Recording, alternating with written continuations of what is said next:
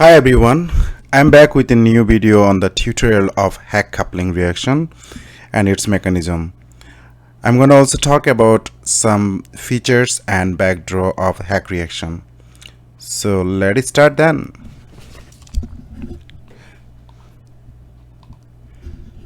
In the early 1970s, Team Izoroki and R.F. Hach independently discovered that aryl benzyl and styryl halides reacts with olefinic compounds at elevated temperatures in the presence of a hindered amine base and catalytic amount of palladium 0 to form aryl or benzyl and styryl substituted olefins.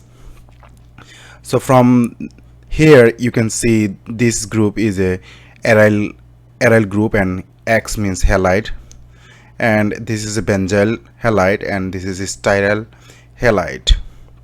And these compounds is called olefinic compound, like having double bond, carbon-carbon double bond, olefinic.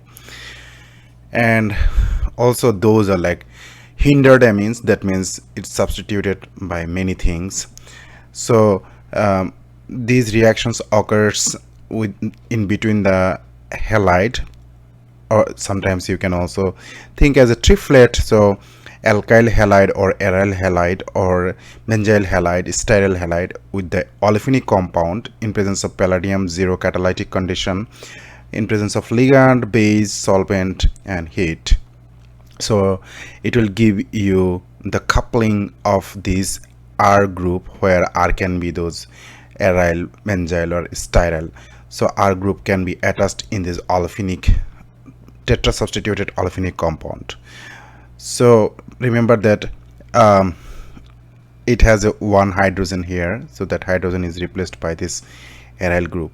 So you can also see these same reactions in different way. So Rx and R prime double bond CH2 in this end, so that halogen is replaced by one hydrogen here and they connected here. So the palladium catalyzed arylation or alkylation of olefins is referred to as the Hach reaction.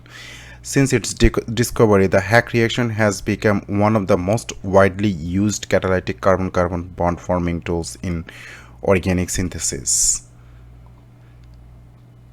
So, story behind this reaction, if you already have seen my previous video on Suzuki coupling reaction, I already said the same story here. I'm gonna saying now. Hach shared 2010 chemistry Nobel Prize with Suzuki and Negishi for their contribution to the discovery and development of palladium catalyzed cross couplings in organic synthesis to make a new carbon-carbon bond. Let's see the mechanism how Hach reaction happen. So palladium 0 or palladium 2 complex act as a pre-catalyst and it converted to palladium 0 with the ligand if you use additional ligand. So or like some catalysts are available with the palladium 0 with the ligand. So the first step is oxidative addition. This is the almost same as a Suzuki coupling reaction, same. So aryl bromide or like RBr, you can think R as a alkyl or a styryl or benzyl, whatever it is. I am just taking as a aromatic bromide or aryl bromide. So the palladium inserted in between this aromatic and bromine like this, and if you follow here the palladium charge is like oxidation state is 0 here, and here the palladium oxidation state is 2. That means palladium is losing electron. So loss of electron is oxidation. So you can remember OIL, oxidation is loss of electron. So loss of electron, oxidation happening, so oxidative addition, and it is giving one side aromatic aryl group and another side the halide group. Then the alkene get inserted in between these two. So here you have double bond. Imagine one pi double bond means you have one pi bond. So one pi bond break down to 2 sigma bond. So it can form two new sigma bond here. So just uh, push this hydrogen down and this R4 also down and open this double bond, and since it can form new two sigma bonds, so in one bond this aryl group will be inserted and the remaining palladium ligand and bromo part will go to the other carbon. So that is called migratory insertion, and it is in a syn fashion. What is syn? Syn means in the same site. So if you see the palladium bromo ligand part and aromatic part like aryl part inserting in the same plane or like same site, that's why it is called like syn addition, migratory insertion.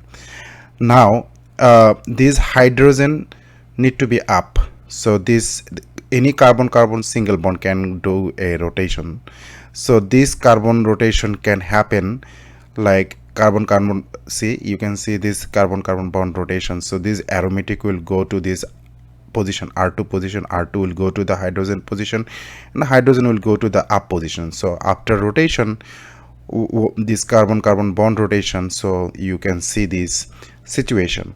Why? Because in this reaction this is called beta hydrogen in terms of palladium position. So palladium position is in this carbon, so it is alpha carbon, and next carbon will be beta carbon, and beta carbon has a hydrogen, so it is called beta hydrogen. So now this beta hydrogen will be taken by this palladium, that is called beta hydride elimination. So by doing this beta hydride elimination, you can get this new substituted product, like it will form double bond and this palladium will go out by taking this hydrogen as like this.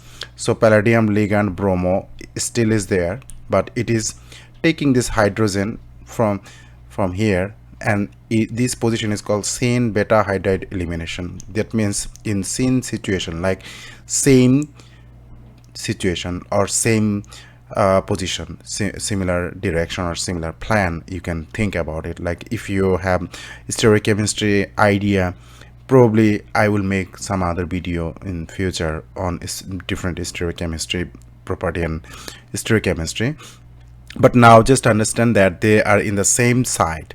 So same site means syn, and since it is the beta carbon and it is hydrogen in the beta carbon, so that's why it is called syn beta hydride elimination. So by doing this, like this hydrogen and palladium is going back and it is making double bond, but ultimately you can see this aryl group is inserted here. So this is your new product by the Hague coupling. But whatever the palladium residue here, it's still that palladium has a 2 oxidation state, and it will go back to its 0 oxidation state. So in that case it need to gain electron. So gain of electron is reduction. So that's why this palladium will go to this position by removing this H and Br, like as an HBr, so by reductive elimination. So you can say in presence of base, like free tri-substituted or like amine free base, reductive elimination can happen. So that HBr will go as a HBr. Actually I put X by mistakenly, but you can think of it like HBr, and ultimately the catalyst come back to its original position, and by this way this palladium catalyst will take part in this catalytic mechanism always. So this is the mechanism. Now let's see some feature of this general feature of these reactions. So it is the best applied for the preparation of disubstituted olefins from monosubstituted ones. So monosubstituted olefin means like this carbon should have 2 hydrogens, so one is monosubstituted, so still 1 hydrogen is there, and ultimately this carbon get like disubstituted. This carbon already disubstituted, so that's why it is called, this is applied for the monosubstituted to the disubstituted product. The electronic nature of the substituents on the olefin only has limited influence on the outcome of the reactions, so like not too much. influence of the electronic condition. It can be either electron donating or electron withdrawing, but usually the electron poor olefins give higher yields. So this arrow inward to the carbon means it is electron donating groups. This olefin part CC electron rich, and this R group arrow to the R or like substituent means this is electron withdrawing group. So olefin part carbon carbon double bond could be electron poor. So this kind of system can give the higher yields in this Hack coupling reaction. So the reaction conditions tolerate a wide range of functional groups on the olefin component. So in the olefin component means like carbon carbon double bond. So in this component, if you have the ester group or carboxylic group or ether group or cyanide group or phenol group or more like kind of diene type things, so they are tolerable and they are well suited for the coupling reaction. But allylic alcohol, so this is called allylic alcohol, it has tendency to give the rearrangement reactions. So another feature is the reaction rate is strongly influenced by the degree of substitution of the olefin, and usually the more substituted olefin undergoes a slower Hack reaction. So like this is a terminal carbon. So if you all carbon is substituted, then it will be tough for the Hack coupling. At least one hydrogen should be available. That is important. And unsymmetrical olefins, even if you have two beta hydrogen, then it is also can be problematic. This is called terminal alkene or like unsymmetrical olefin. They can predominantly undergo a substitution at the least substituted olefinic carbon, and it can give you like mixture of product. The nature of the X group on the aryl or vinyl component is very important, and the reaction rates changes in the following order. Like if you have the iodo, so it will be more reactive than bromo, then triflat, and less reactive than chloro. And R can be like aryl, benzyl, vinyl. As I started my discussion in the first slide, you know what is aryl, what is benzyl, what is vinyl or alkynyl, alkyl. You can also look for in different literature or like book or like Google. You will see those group also, and there must not have beta hydrogen presence in this alkyl halide or like aryl halide, benzyl halide.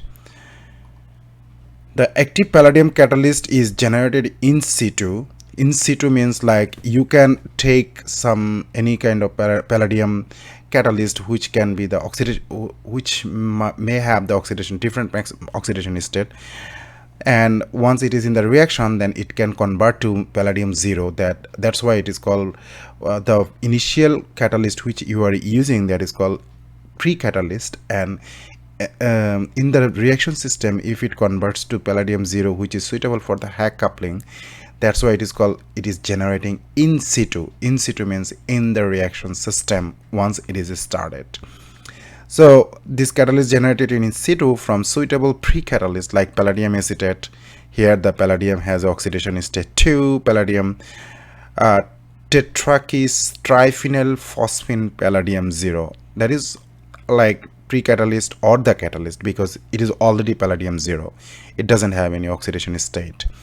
And the reaction is usually conducted in the presence of monodentate or bidentate phosphine ligands and a base.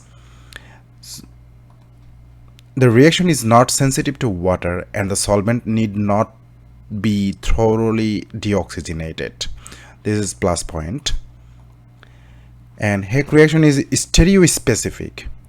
As you have seen in the mechanism, like it required the carbon-carbon bond rotation to make the hydrogen seen to the palladium, so that they can go beta hydride elimination by syn fashion, like same site fashion. So that's why it is called stereospecific, as the migratory insertion of the palladium complex into the olefin and the beta hydride elimination both proceed with the syn stereochemistry. That's what I was explaining. Drawbacks of the Hake reaction: the substrate cannot have hydrogen atoms on their beta carbons because their corresponding organopalladium derivative tend to undergo rapid beta hydride elimination to give olefins. Aryl chlorides are not always good substrates because they react very slowly. So these two are the drawbacks of the Hake reaction.